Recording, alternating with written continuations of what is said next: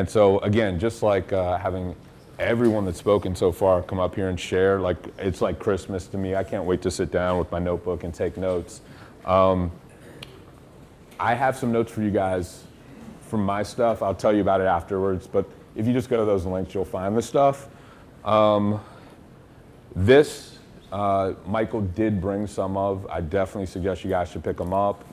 I think the DVDs are like $50 and the CDs are like $20, $25. He's got some. You'll see. This is just really good stuff. I'm excited to have him. And the stage is yours, sir. Thank you so much. Thank you. Thank you so much. I haven't done anything yet, so no applause yet. Thanks. First, I really want to thank Russell and Dagan for inviting me. If you could shut the projector off, we're not going to be looking at that anymore. As I think he said, or if you don't know, I'm basically a Hollywood guy. I have spent the last 30 years plus working in Hollywood, always with screenplays, always with writers, producers, stars, directors of screenplays, working with people to help them get their script or their project to a point where it's either they're able to sell it, if it's a screenwriter trying to sell their script, or if it's in pre-production, working with them to get it ready to go into production so the story works well. And I have been lecturing almost that long about the same thing, but usually I'm talking to screenwriters or groups of fiction writers in other areas, novelists and so on. So this is a whole new world for me, and I'm very excited and I'm honored that they asked me here, since I don't have the slightest idea what you've been talking about for the last 2 days. I'm still trying to figure out how you send email blind carbon copies. But anyway, we won't go there because I'm sort of a one-trick pony, because what I promise in the next 2 hours is you are going to know how to write better stories. I promise you'll be able to do that. I'm also, if I really do my job, I'm going to show you how stories, it's not the principle of story that just applies to how you write, but using the principles of story, I think, will help you greatly in understanding your buyers, your clients, your team, the people you work with, and the people you're marketing to. And if I really do my job, I think maybe I'll even show you how story can help you by applying it to your own life. And if I don't do any of those things, I will say, if you stick around to the end, at least I have a surprise for everybody. Okay? Because I am a whore and I want you to like me for some reason or they won't invite me back. And I should say, by the way, that this surprise that you're getting cost me 10 cents a piece. Okay? That in internet terms, that means it's worth $99.95 as far as I can tell from what I've learned so far. But it's like street value on drugs, you know. It's like $3 billion worth of marijuana was found. Okay, so anyway, since I am new and don't know any of you, and I know a lot of you know each other, but maybe not everybody, I thought a good way to start would just be if we could quickly go around the room, and if each person could just stand up, give us I'm not really going to do that. I just love seeing the expression as you're all wishing you were sitting on the aisle seats, you know? Okay, so this whole 2 hours in essence is going to be to teach you one thing. Because as storytellers, in whatever form, whether you're doing an email or a screenplay or a novel or play or selling tool, whatever, you must have one primary objective. I know Dagan talks a lot about how stories lead to belief. And I think that's a great concept. I never quite thought about it that way. But I would maintain that's true. But before a story can lead to changing or creating a belief, it's got to do something else. In other words, there is one thing you must have as your primary goal whenever you're writing a story.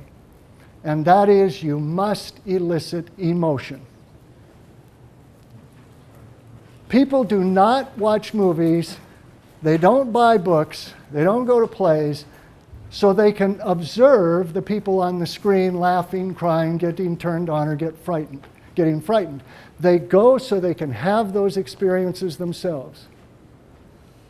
And so what you must do with your story is create an emotional experience for the reader or the audience, or whoever, if it's a movie, the audience. But we'll just stay with readers because that's really the level at which we're talking about reaching them. Now, when it comes to achieving that goal of eliciting emotion, to me, stories are simple. Stories are simple, and the principles of story are by and large very simple too. I have worked with brand new screenwriters writing their first script, or novelists trying to break in, and I've worked with best-selling authors, screenwriters paid $1 million for their script, movies that are about to go into production. And there's hardly ever a situation when I'm coaching any one of those people that at some point I don't say, this is too complicated. And especially because I'm mostly working with movies. And movie stories are very simple. Now, movies can have layers of complexity. Inception, that Russell mentioned, that's complex, but at its core, it's a simple story. A guy leads a group of people to invade a guy's mind to change his mind about something. Okay?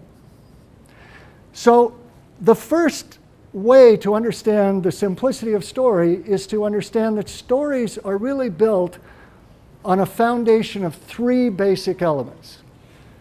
These are the three elements that must be present in any story. And those elements are character, desire, and conflict. What was the last one? Conflict. Character, desire, conflict. Once upon a time, there was a girl named Red Riding Hood. She wanted to take a basket of goodies to her grandmother who lived in the woods. What she didn't know is that the big bad wolf was waiting to gobble her up. I'm just realizing the poor person who's filming me, you should be prepared. I like to pace. I know she was hoping to sit back and just have a stationary speaker, but I'm like, a bear in one of those arcade games. I just pace around. It's just sort of what I do. So she's going to be flipping that camera the whole time. Okay.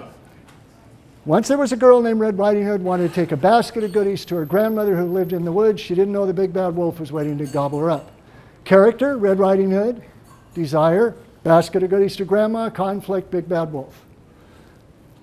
And those are the elements that constitute every novel, every movie, every play, every episode of any TV series, every epic poem, every opera, every short story, every fairy tale. Any kind of fictional story is built on those three elements. Now, as I said, I'm really a Hollywood guy. Anything I know about story really starts with and comes primarily from me working on screenplays. And before that, just watching lots and lots of movies.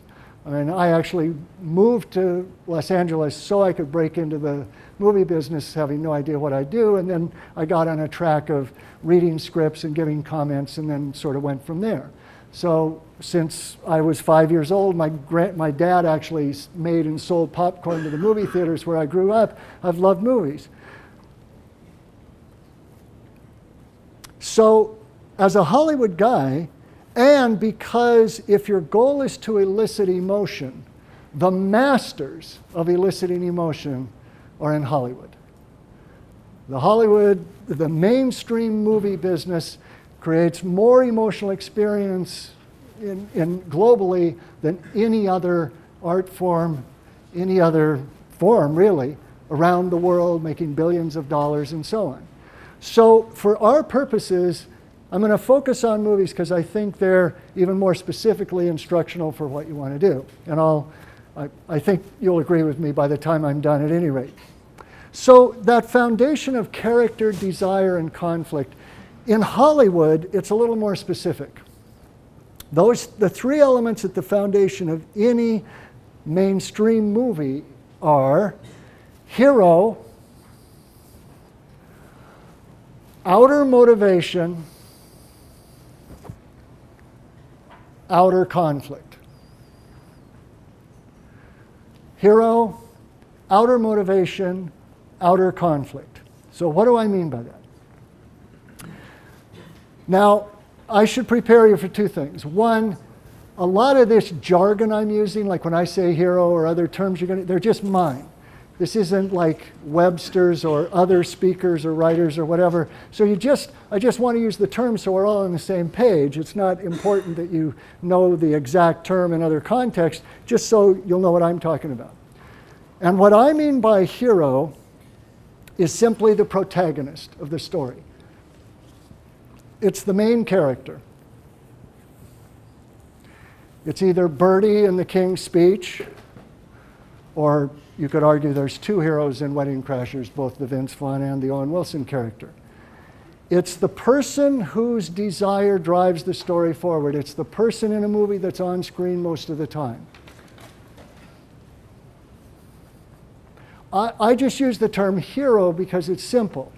But understand, to me, a hero, and this would apply to me in any, even if you use the Chris Vogler, who the video that Dagan mentioned that he listened to, or the audio he listened to, the seminar I did was with Chris Vogler, who wrote The Writer's Journey that John mentioned. There you are. Yeah, mentioned last night. Great book. I agree completely, and he's a longtime friend, so we did that together. But even if you take the traditional Joseph Campbell approach to hero, to me, a hero is not someone who is heroic. A hero is someone who is given the opportunity to be heroic. And the hero's journey, or the story, is going to be about what happens to that hero and what will he do with that opportunity. So, main character in Hollywood, it's the hero. Any successful movie is going to have at least one. You could have, like in Wedding Crashers, you could have two heroes. Or you can even have multiple heroes, although it's fairly rare in something like Big Chill or St. Elmo's Fire. I got to go back quite a ways to think of a multiple hero story. Summer of Traveling Pants, whatever. Okay, so we'll just focus on a single hero. Now, by outer motivation, I mean that desire that is forming the foundation of the story, that desire the hero is pursuing must be visible, outwardly visible. In other words, if you have a hero whose desire, let's say I ask you what's your story about or what's a movie about, and you say, it's about a woman who wants to be successful. Okay, that's not a movie. That might be true for whatever. You could take a movie like Working Girl. Yes, she wants to be successful. But if you say that, so what? I have no idea what I'm going to see. An outer motivation is one that when you hear what it is, you immediately get a picture of what achieving that goal would look like on the screen. And equally important, your vision will be the same as everybody else's who say that. So if you ask me what's your story about, and I said, it's about a high school girl who wants to be accepted. Again, I don't know what you'd picture, a high school girl, and you have no idea what's going to happen. But if I said, it's about a high school girl who wants to win the statewide cheerleading championship, now all of you just got a picture of some big competition where she's jumping around and possibly winning. Now she may be doing that to find herself or be accepted or whatever, but the outer motivation is the visible goal. This is one of those, and trust me on this, this is one of those concepts that is simple but not easy. At least when I'm dealing with writers. It's really hard, even though they all understand the words I just said, you understand it, but we don't generally think in those terms when we're talking about story. Because that goal is really not what draws us to stories. It's the emotion and it's how the character changes and the inner life and the theme and what it's saying and all the texture and so on. But none of that stuff is going to happen unless you have that clear, visible finish line. Well, I said I was going to warn you about a couple of things. The other thing I should warn you is I love to talk in absolutes. So when I say, it must be this way, or movies do this, okay, just translate that to mean 90% of the time, okay? And then I don't have to keep saying most of the time because, you know, it gives me more of a sense of authority if I can talk in absolutes. So writers oftentimes have a tough time grasping this. And I would say in thinking about what you're going to be doing with the stories you're working with, my suggestion would be to latch onto that principle. If you're telling a success story, which are a lot of the stories that you know we've been talking about, either your own, like John was talking about, as a way to set yourself up as the Superman and the likable character. Was that the term, the likable character? Attractive character. Attractive character. Yeah. Yeah. I was sort of disappointed because I think I could get people to like me, but I'm never going to be that attractive. So anyway, I digress. Shouldn't criticize the other speakers for not catering to me. Okay, so a lot of the stories that you're talking about are those your own autobiography about how you got to where you were, or if you're talking about somebody else who you helped or whatever. The story will be more compelling if you give that character a specific goal. If you don't just say, I was down and out and poor, and I really wanted to be successful, or I really wanted to be rich, or I really wanted to be able to pay the bills. To me, if you were telling a story about someone who entered your world or started doing this, and you portrayed this person as in bad shape, down and out, and said, but all she really wanted to do was make $5,000 so she could send her son to college. To me, that's a more compelling story. Because the more specific you are about where that character wants to get at the end, the more we're going to stay focused and say, well, did she get it? Did she get it? And we can track that through the course of the story. Okay, and that's what Hollywood movies are about here. What are these two movies that I showed clips about? We've got Bertie, the hero of The King's Speech. And a lot of people might say that's a biography, but it's not. A biography is where you tell everything that happens through the course of a person's life. Hardly ever do those movies make money. They usually tank, like Amelia or Hoffa, or what was the most recent? There was one biography. But the reason they do is there's no goal. It's just, biographies are not really structured. It's because real life isn't really structured. I mean, in real life, basically, a lot of shit happens and then you die. And people, you know, and that's not really going to pull a lot of people into the theater. So what the writer did so brilliantly is we pretty much know everything we probably need to know about the future King George, but it's all within the package of it's about a guy who wants to give a speech without stuttering. It's all about the King's speech. It's all about that double entendre, the King's Speech. Can he give the speech? Will he give the speech? And in Wedding Crashers, it really focuses a bit more on Owen Wilson, but the key question is he going to be able to win the love of the Rachel McAdams character by the end of that movie? That's why in love stories, there's always an outer motivation because it's always to win the love of the other character. So that outer motivation, that desire is going to be what drives your story forward, that carries your reader to the end of what you want to say. The third thing is the outer conflict. That means the obstacles that character faces must also be visible. It can't just be but they were afraid and they were lazy and they were, whatever those inner conflicts or tugs of war or weaknesses or whatever. It can't just be that. That's not going to hold your audience. You're going to have to just translate audience to mean reader and back and forth because it's the same thing. No. There must be obstacles your character faces that are visible obstacles, whether they're either forces of nature or other characters. Forces of nature could be, there's a disaster, they're in a flood or whatever. It could be a disease that they face. In movies, it could be aliens or the shark in Jaws or whatever. It's whatever's not a character. But in all stories, there have to be other characters that stand in the hero's way. And here is maybe, I talk in absolute, so I'll probably say about 5 different things are the most important thing. But the first thing I'm going to say is the most important thing to understand about storytelling is emotion. Remember, your job is to elicit emotion. Emotion grows out of conflict, not desire.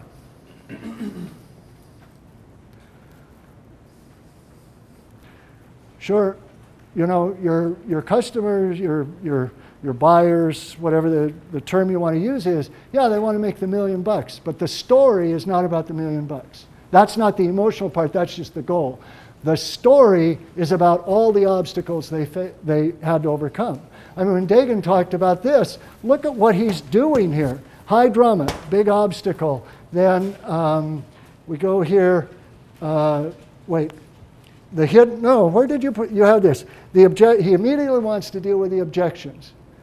So whatever those are the obstacles that the character is going to have to overcome. And then I think there's one more, and then, the mistakes, obstacles again. So it's the stammer that he has. In Wedding Crashers, it's the fact that they're lying about who they are, because all they want to do is get laid, and now they have to, they have to somehow overcome the obstacle. And there's also another guy who's engaged to her, who's a jerk, and he's trying to expose them for who they are. Those visible obstacles, it's the conflict in your story that elicits the emotion.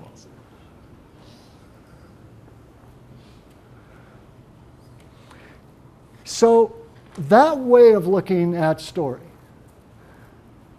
that it's about a hero pursuing a clear, visible outer motivation and having to overcome visible obstacles, that is one way of approaching story.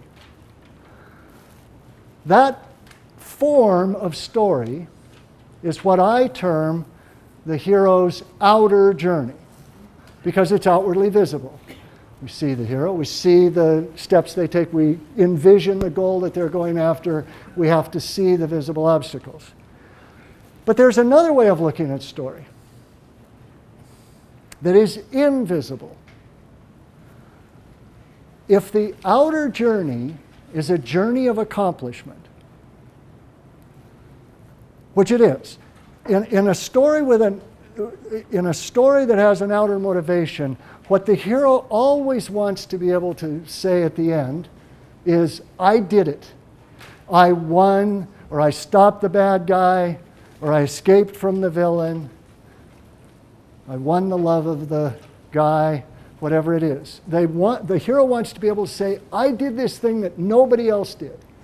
So it's a journey of accomplishment.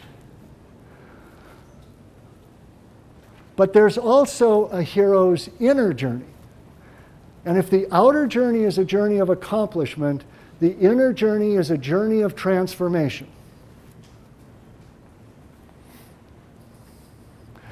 More specifically, it is a transformation from fear to courage. It is a transformation of the character from living in fear to living courageously. One of the things, I choose these 2 clips partly because 2 movies I love, and partly because, I mean, if you admit it, when the lights came on, there was a moment when you forgot you were here, and then the second moment you thought, oh, what happens next? You didn't want the lights to go up because that's the emotional involvement you have, because you've become part of that story.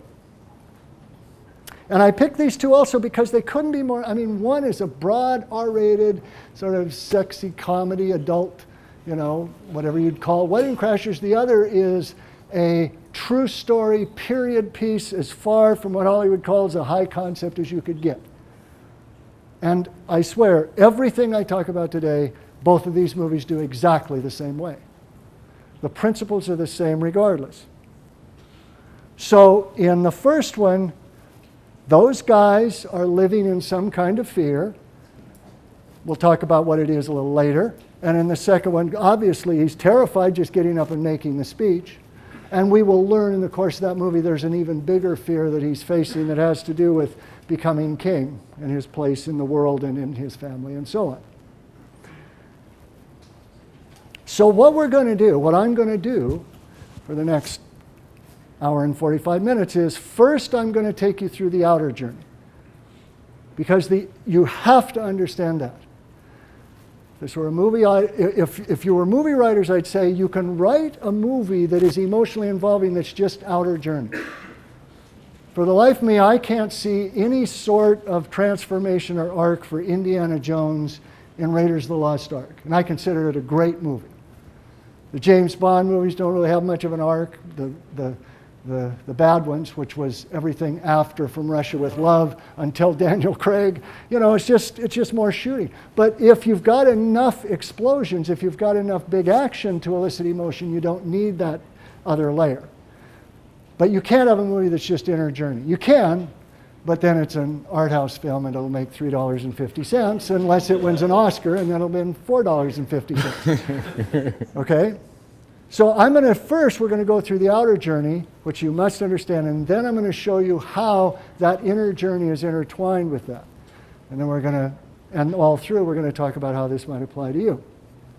Now, you all had this workbook that should have been on everybody should have this. You do kind of have to forgive me. Were there more of these anywhere? There must be chairs that are empty that have one sitting on them, if anybody didn't get one.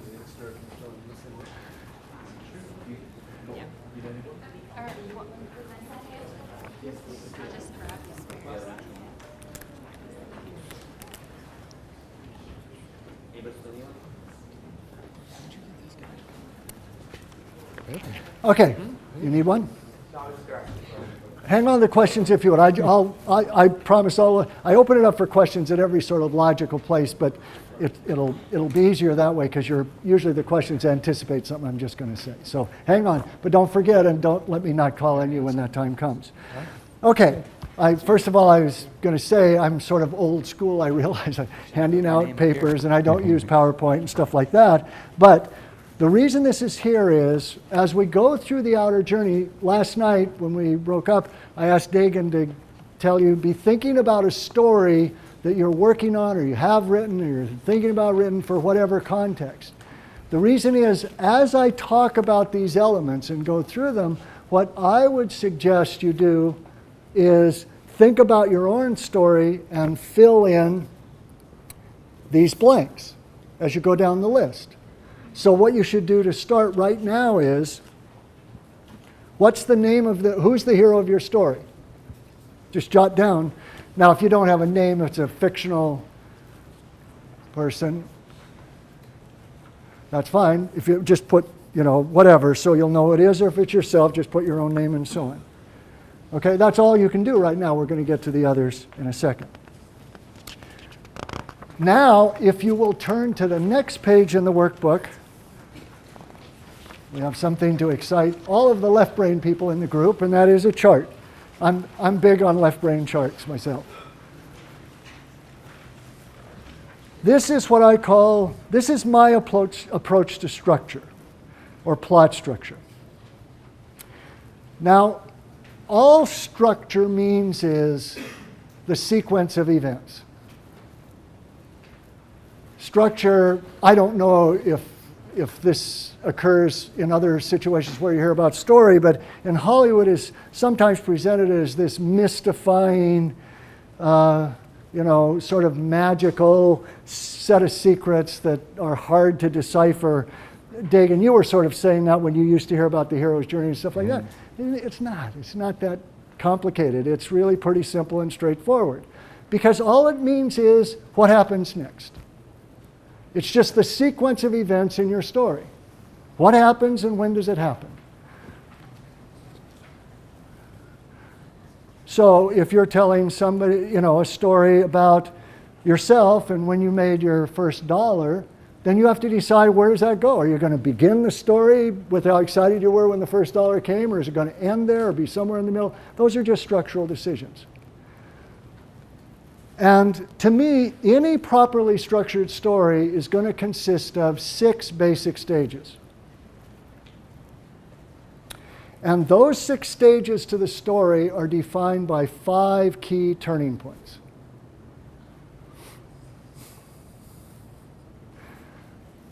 And one of the reasons I was really pleased to get invited here is because when I first started out, and I was, for the first decade or so that I was lecturing and developing my sort of approach and stuff like that, I was looking at movies and I figured, I used to say, all movies are divided in, all well-written movies are divided into 6 stages. And then I got invited to talk to the National Conference for the Romance Writers of America. This was a few years ago. I'm going there next week again because I'm sort of a regular speaker now. And I realized, well, actually, this applies to novels as well. And I also figured out that it applies to episodes of TV shows.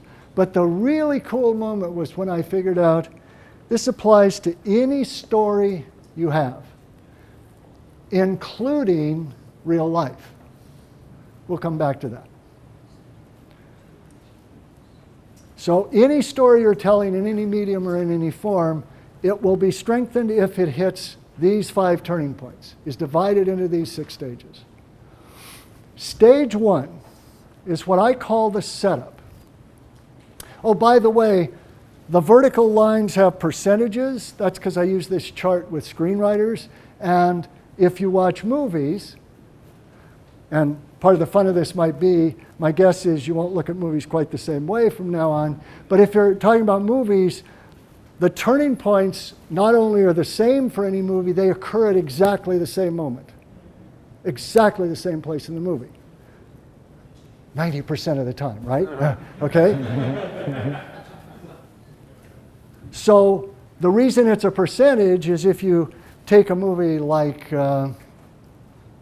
Shrek, which is 90 minutes long, and a movie like Avatar, which is 2 hours and 45 minutes, the turning point is going to be much later in the longer movie. So you can't make it page numbers or minutes of running time, but what happens 10% of the way through Avatar is exactly what happens 10% of the way through Shrek. And if you question that, if you go rent a movie, it can't be a movie that you have to read anything on the screen, okay? It's got to be a Hollywood movie. The next time you rent one, look at the counter on your DVD player, look at the minutes of the running time, and I bet within 2 minutes either way, it's going to be 10% when you hit this first turning point, and so on and so on. Okay, so the first 10% of any story is what I call the setup.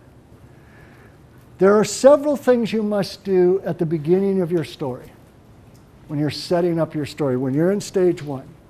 The first and most important is you must introduce us to your hero. Now, that may seem obvious, but I've encountered a lot of stories where that isn't. You'll watch movies, for example, that don't always begin with the hero. These two movies, these two that we used the clips for did, but if you take a movie like Da Vinci Code, it starts out with this albino monk killing somebody in the Louvre, and then we cut to the hero. Or if you take Mission Impossible, I think it was 3, the one with Philip Seymour Hoffman, it starts with him having a gun to Ethan Hawke's bride's head. He pulls the trigger, bang, and then we go back and see everything that led up to that. So you don't have to open the story with your hero. which is a good sort of trick you might want to employ in some of the stories you tell, because so many stories start that way. It might throw somebody off balance if you start with something that's happening to your hero right somewhere in the middle of the journey as they face the biggest obstacle they face, and then you go back and say, let's see how that person got to this moment of crisis. Okay, but if you do that, you still have to come back and introduce your hero in that setup. The next thing you must do is you must show that hero living her everyday life.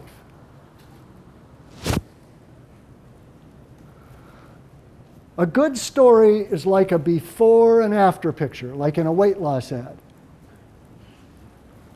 This is the before. This is the picture, the fat picture. The fat, fuzzy, wearing an ugly bathing suit picture before this person's going to turn into somebody buffed and beautiful.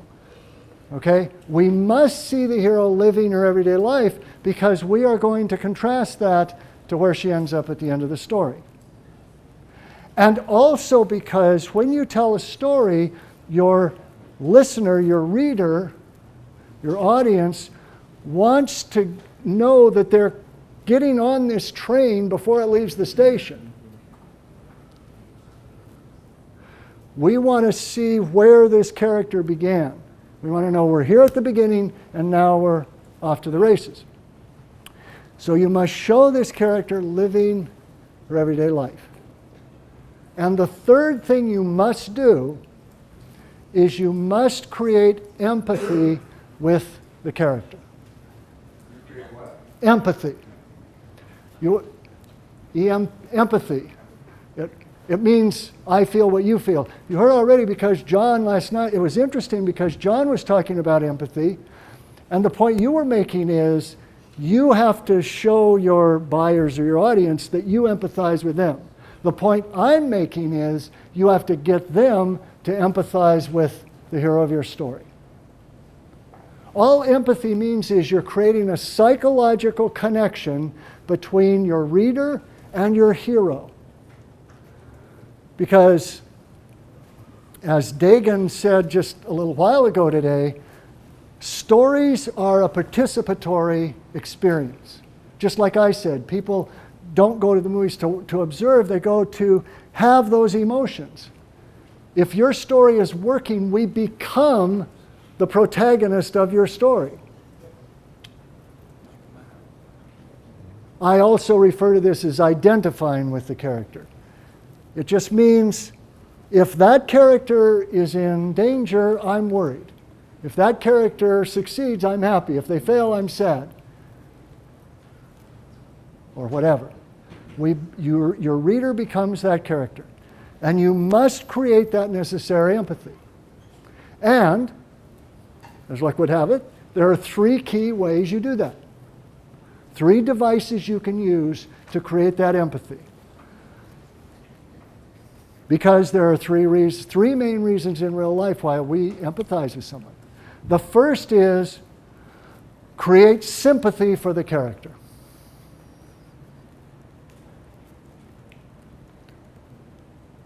In other words, when you introduce your character, show them as being the victim of some undeserved misfortune. You've heard this device used again and again already this weekend, because in almost all the stories, the character, especially the autobiographical ones, it's like, in fact, my first exposure to Dagan was, we met, and then he sent me a set of videos, and you told the story about, which you've mentioned here, about how you first got into all this. And you started right out by saying you had it, I think you were working at a job and you were wearing a tie, something I noticed you don't do very much anymore, and you looked around and said to yourself, this is it, I'm going to be, okay. That was designed. It also did other things that John talked about and Dagan's talked about. It it created this feeling that he has been where the buyer has been. But I would maintain, even more than that, what it does is it gets us to empathize with him. Because we feel sorry for someone who is stuck in a job they hate and feels like there's no escaping. Or take these two clips I showed you. I mean, King's Speech does this brilliantly. Think about it. You can open your story anywhere. They could do it anywhere. But what did they do? They put him in a situation where he is mortified and embarrassed to try and give this speech in front of all these people. First time he's been on the radio. It's a new thing. He's come after his father, the king, and his brother, the prince, and now he's stuck and he's scared. We can tell that. And everybody's sympathizing, and then, of course, he just starts stammering. I mean, it really tears your heart out to watch that. It's uncomfortable and so sad, but part of what that does is it gets us to empathize because we feel sorry for him. And even in Wedding Crashers, not the deep dramatic situation like in King's Speech, but one of the reasons we care about these guys is they clearly, from the way it's shot, and Vince Vaughn is just sitting there like this in the opening shot, they've been stuck with these horrible people for days trying to get them to resolve this divorce. So we sort of feel sorry for them that they're in that situation. Okay? So if you can introduce your hero in a way that shows that they're a victim in some way of undeserved misfortune, that will increase our empathy. The second device for creating empathy is put the character in jeopardy. Because we care about people we worry about.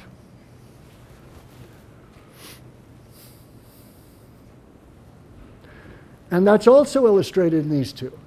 By the way, the more of these, if you can do these two or all three things, then it's even stronger. You're not limited to one or the other. Pile them on if you can. So in the King's Speech, not only do we feel sorry for him, but we're also worried about him. Because all the run-up is, don't worry, which of course means it's very worrisome. And is he going to do it? Oh, I hope he does it, I hope he does it. But if he doesn't, he's going to be so embarrassed. That pulls us inside that character. And again, in even a more subtle way, in Wedding Crashers, they're actually in jeopardy too, because jeopardy only means the loss of something that's of vital importance to the character. It could be physical jeopardy, like in the beginning of Raiders of the Lost Ark, or a lot of action movies where the hero is in immediate physical danger, with a rolling boulder or a bad guy coming after them or whatever. But it doesn't have to be that. It could be loss of a job, loss of a loved one. Again, Dagan used this device when he was telling the story this morning, and that was, he said, I was in my car, my boss didn't say a word, but I could tell he was going to fire me. Okay, immediately we start empathizing because we're worried, uh-oh, what if he gets fired? And then he followed up by saying, and I need a job to pay my bills. Uh-oh, he can't pay his bills. That worry is increasing our empathy. Now this is all subconscious stuff. It's stuff that if you do it right, they're, in spite of themselves, the readers are being pulled into the story for that reason.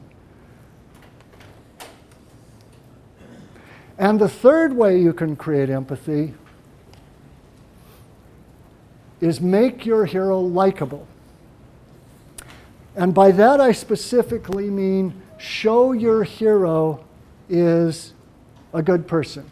Kind, loving, giving, generous, etc.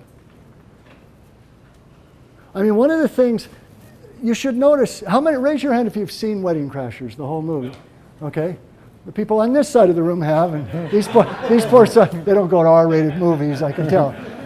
Okay, you should, if you remember the movie, these guys are absolute jerks. I mean, these are guys that go into weddings where they haven't been invited just to eat food, get laid, and they give the women they go to bed with fictitious names so they never have to see them and can never be found again. They're horrible guys. I mean, if in real life somebody came up and said, guess what, I cried, and then I never told her my real name, and I scored big, and now I don't have to worry about it. You'd think, okay, not so admirable. But we still root for them. We want them to get what they want. Why? Because before any of the flaws were revealed, we empathize with them. And at the beginning, they're not shown to be jerks. They're actually likable guys. They really want these people to get on with their lives, and they're really good to each other. You can tell they're really close friends. He spends the night with him because, because maybe, I mean, when you watch the movie, you realize he's probably bullshitting her, but, he lost his parents, so I spend the night with him, and so on. So all that is to make us think, well, hey, these are kind of good guys. And in King's Speech, what we see that he's loved by his wife, everybody cares about him. Next scene, he goes home and he's good to his kids. So he's a likable, good-hearted guy. And in thinking about this for your purposes, it's like when I gave that example and said, isn't the goal more specific? Because she needs the money, I said, so she can send her son to college. I purposely said it that way. Not, and if she just makes enough money to get a speedboat.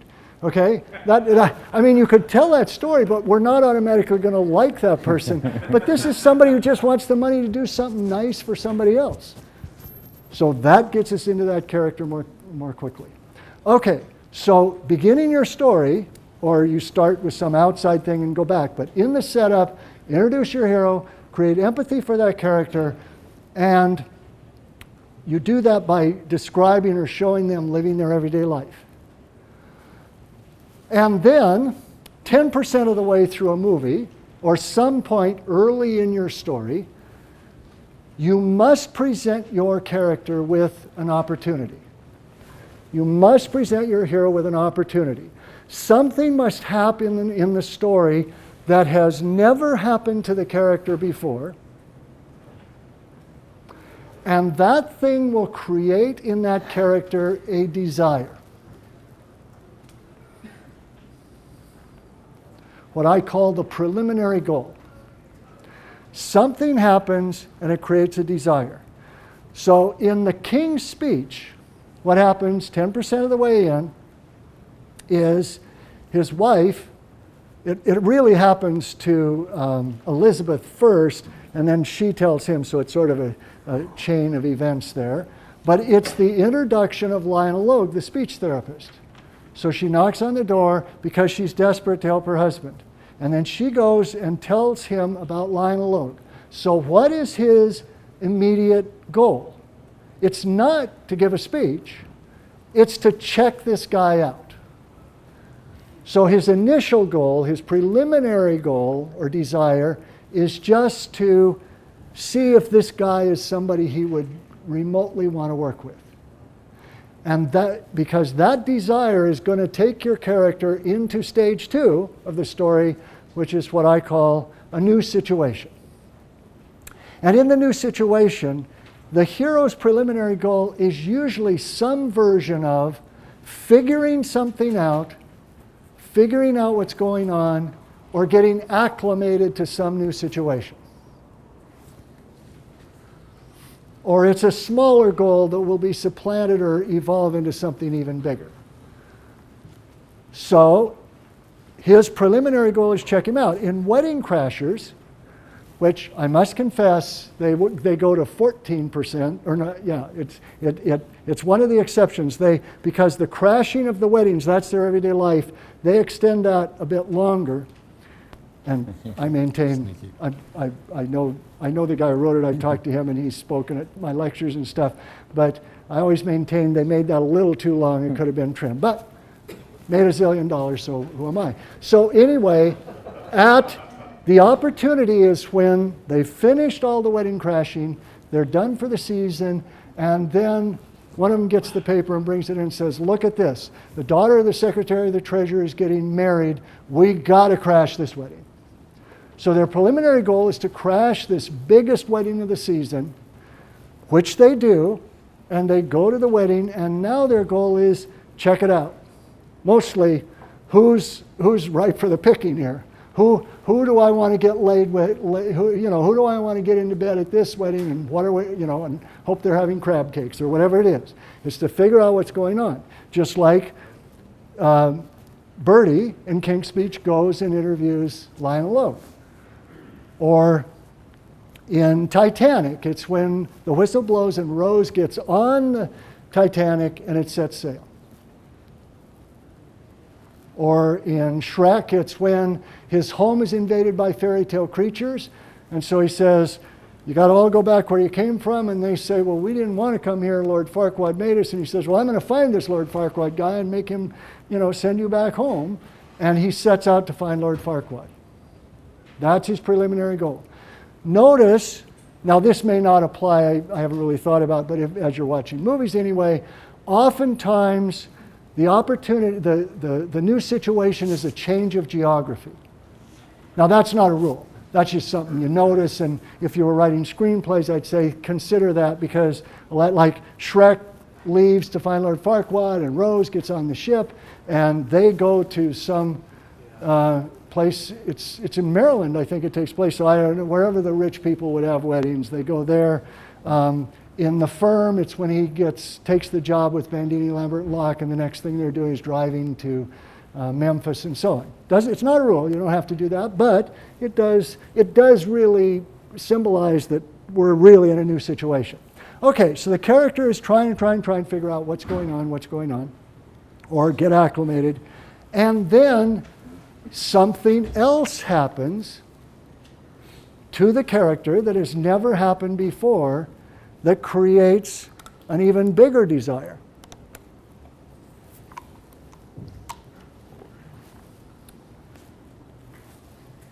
And this desire is more than just figuring something out. This desire is one that has a clear, visible endpoint. Again, critical structural principle to understand. It is here and only here that your hero will begin pursuing the outer motivation. They don't start going for the main goal that defines the movie. He doesn't start working with Lionel Logue at 10%. He doesn't try and win the love of Rachel McAdams at 10%. It's not until in the movie the 25%.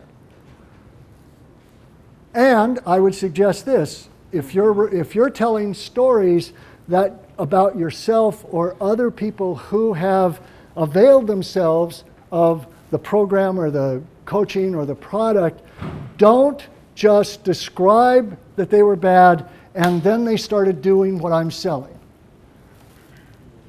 What you want to do is say what happened that got them thinking about it, or how they first heard about it. But then they've got, and this is like real life, nobody's going to just be miserable, see one email and just say, okay, I'm going. They're going to have to ponder it. For your purposes, that's where you could probably introduce a lot of the obstacles that people are putting in their head, or a lot of the objections, as David calls them, or worries and so on. They're trying to figure out, could I do this? Couldn't I do this? Should I? A lot of money, but I got to get out of here. Or they have to take some preliminary steps. It's the freebies that they would get from you and all that until they sort of pull the trigger. Okay, so at the 25% mark, that's when your character starts pursuing the visible goal. Then, and in a movie, that's at the 1/4 mark. Now, once the character starts pursuing the goal, they move into stage 3, what I call progress. Because at this stage of the story, whatever plan the character developed to achieve this goal, it seems to be working.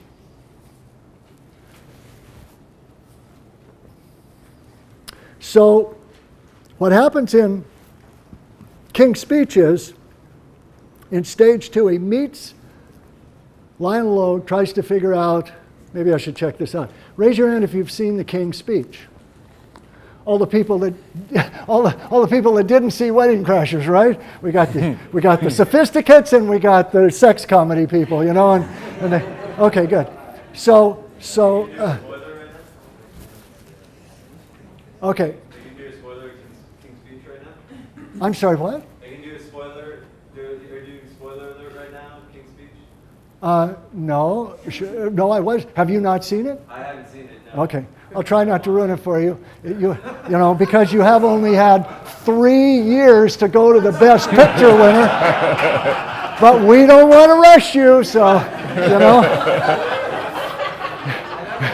Yeah, he's waiting until it shows up on an airplane he has to be on. Okay. I will try not to spoil anything, because I hate to give away endings of anything. Okay, so in stage 2, what he does is he checks out Lionel Logue, and then he says, forget this, I'm not working with this guy. He makes me come to his house, he's impertinent, he's insulting, I don't want anything to do with this. It's what, now this is just an aside, but those of you who are familiar with Joseph Campbell or Chris Vogler's book, The Writer's Journey and so on, this is the hero refusing the call. Oftentimes in stories, a hero will be given an opportunity and will say, no, I don't want that.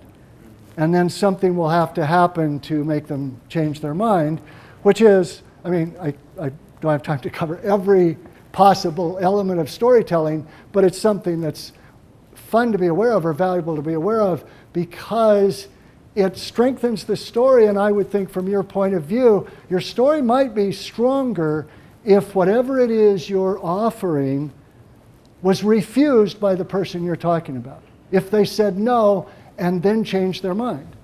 I would think if I'm in the situation hearing that and I know you're trying to sell me something, I would be more interested now. It's like, what? You're selling us and you're saying they said no? What happened? You know, but I can't say that with certainty, but it seems like it would be a good tool to use.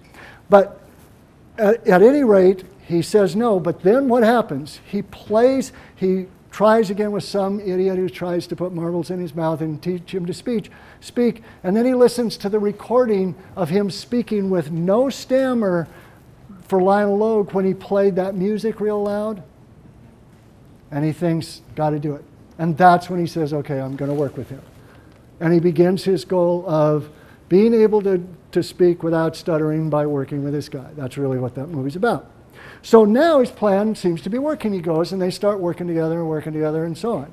Or in Wedding Crashers, what happens is he meets Rachel McAdams and then they get invited. This is the change of plans. This is the second thing that happens. For King's Speech, it's listening to the record. In Wedding Crashers, what happens is they get invited to I don't know if it's an island or whatever. It's another place rich people are, some mansion, some summer home they have, or whatever. Okay? That's never happened before either, and that's when Owen Wilson has met Rachel McAdams and think, her, I want her, I like her. So now he's going to go there specifically to win her love. It might start out with getting her into bed, but it becomes more than that. But that's when he actually starts pursuing her. Just like in King's Speech, when he starts working with Lionel Logue, that's when he really starts taking action to achieve this goal. And the plan seems to be working. It's getting more and more and more and more. It's going along. And then your hero will reach what I call the point of no return. The point of no return in a story is just like it is in aeronautics. That's where I first heard the term. It means like if you were flying a plane from, I suppose, here to Paris, and you developed engine trouble, well, if you're more than halfway there, you're not going to turn around and come back, you know, because that makes no sense. You've passed that point of where it makes sense. So that's the point of no return, when you get more than halfway. And smack in the middle of the story, it means the hero is going to do something that represents a much bigger commitment to the goal. This is actually the trickiest one really to explain because it's a little more internal sometimes, but you'll see it. In Wedding Crashers, it's a very typical point of no return. And that is, he's been pursuing her but pretending they're just going to be friends and so on, and they go down to the beach together and he gives her a kiss, or they kiss each other. If you start paying attention when you see romantic comedies, that is, or any sort of love story, the midpoint is almost always the first time the two people go to bed together, kiss, declare their love, or go on a first official date. In the King's Speech, it's the first time he's at the Kew Gardens Flower Show or something. It's the first time he makes a speech in public. With some stammer, but at least.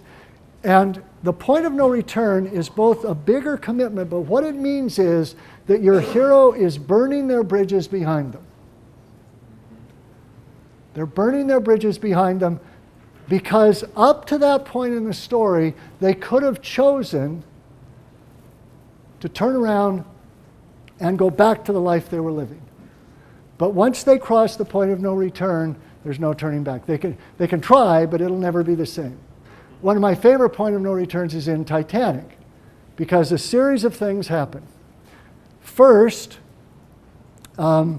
Rose and Jack go make love in the hold of the ship. Again, very typical that that's the first time the two characters will go to bed together at the point of no return, at the midpoint. But immediately after that, they go up on deck, and she says, when I get off the ship, I'm getting off with you. In other words, she's saying, I'm leaving this other guy, this guy I've been the mistress of or whatever, this kept woman. I'm leaving him and I'm declaring my love for you. Because the point of no return is almost always in a movie a character actually declaring in some way. It's always an action, but it also often includes saying out loud, this is what I want. It's like going public with the desire.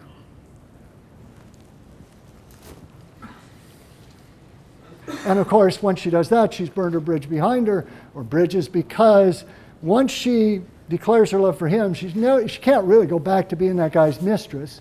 I mean, she could try, but she'd be miserable, and she'd be with somebody who knew that she'd been sleeping with this other guy, and so on. So it really wouldn't work.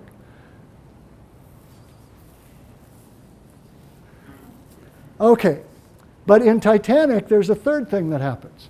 They make love. They go up on deck. She declares her love for Jack. Anybody want to guess what happens within 10 seconds of her saying that? It's the iceberg. That's what happens when you have sex on a cruise ship, first of all. So, because once your hero crosses the point of no return,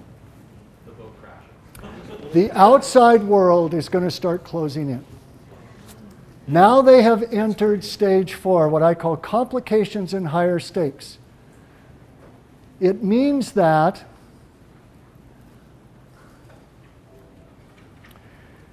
two things happen when your hero makes this full commitment. One is it becomes much more difficult to achieve the goal. And two, it becomes much more important to achieve the goal because the hero has put a lot more on the line. More is at stake. At this point, if she now fails to get to New York with Jack and win his love, because that's her two goals, now before it was just he was a guy that she met and he was nice and they got to be acquainted, and then, okay, too bad, he drowned, but no harm, no foul. But now, if they don't do that, she loses the love of her life. But the outside world is closing, and it's going to be much more difficult to get off in New York with him when the ship is sinking. And it's not going to make it to New York.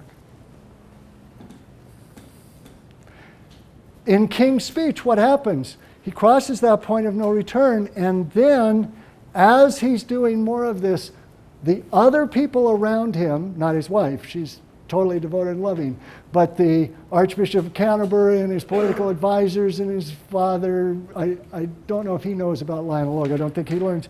They start trying to persuade him that this is a bad idea. But more than that, what happens is his father dies, is the abdication. His father dies and his brother abdicates, and now it's like, oh, you know that speech you had to make? Little sidebar, you also have to be King of England. And we are going to enter a war. So it's like the stakes have just been monumentally raised in that movie. Now, I don't know with certainty because, again, it's not my world, but my suspicion would be as you're when you're telling stories about people you've worked with or yourself, going through the process of becoming successful at internet marketing, whatever the visible goal is that accompanies that, The point of no return is going to be probably where they put the money on the table. Where they, not for the $1 offer, but where they say, okay, I'm going to do this. Now that wouldn't have to be it, but that would be a good example of a full commitment. Because now, if everything goes kablooey and they don't do it, they're out a significant amount of money. I'm not saying you, believe me, I'm not saying you have to have that as your midpoint, but there has to be something your character does that shows, I'm not on the fence anymore, I'm doing this. So things get tougher and tougher and tougher until finally your hero comes to the fourth key turning point, what I call the major setback.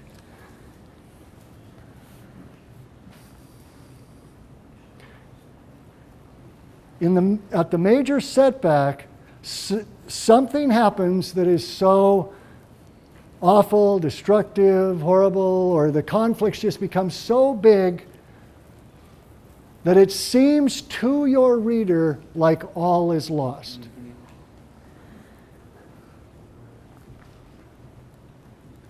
In King's speech, what happens is, I don't remember, it's been a while, but plug your ears, the guy who hasn't heard the movie yet, because we're going too far towards the end. I don't want you to know about this key moment. Okay, it's a combination of, I think the first thing, there are sort of two, and I don't remember which is at the 3/4 mark. I checked it, but I can't remember now. It's either when Lionel Logue tells him, you're not your father, you can do this, and he gets so mad that he would push him that way, that he says, I don't want to see you again, and they split up. Then there's a second moment, but I think that's even later, where he's convinced this guy's no good because he has no credentials. But I think the key point of no return in Wedding Crashers is simple. It's the same point, major setback. It's the same major setback as in every Hollywood romantic comedy you will see 90% of the time. And that is Hollywood romantic comedies. This is an aside, it won't do you any good in your career, but it's interesting and it's fun to know. Hollywood romantic comedies are built on deception. Almost without exception, unless you're talking about Woody Allen or somebody who sort of blazes their own trail. Almost without exception, it's somebody who's lying, somebody who's pretending to be someone they're not, whatever. And at the 3/4 mark, the truth always comes out, and they always break up. If you're writers, and I say, if you're writing a love story, you got to separate the two lovers at the 3/4 mark. And that's what happens in Wedding Crashers. You know, the Bradley Cooper, when he was playing co-star Jerks, blows the whistle on them. She believes Separate the two lovers at what? they've got to break up at the 3/4 mark in a movie. But that's what I call the major setback. Because she finds out the truth. She thinks he was just trying to get laid. They kick him off this property, and we figure there's no way they can get together now, and that's what we've been rooting for. It's interesting, it was interesting listening to Dagan this morning, and I said this to you during the break, because what he is talking about here, in my opinion, this high drama that's going to lead to an epiphany, he's actually starting this story, I think, with the major setback. But then what he's going to do is he's going to use that moment. What he's doing is he's putting a major setback point at the very beginning of this. Actually, he's putting a big major setback moment at the opportunity that will lead to the epiphany that is going to lead to the preliminary goal. Notice that when that happened, what did he say? I heard the word co-op. That's the opportunity. And what did he say? I started pacing around, co-op, co-op. He's not doing anything.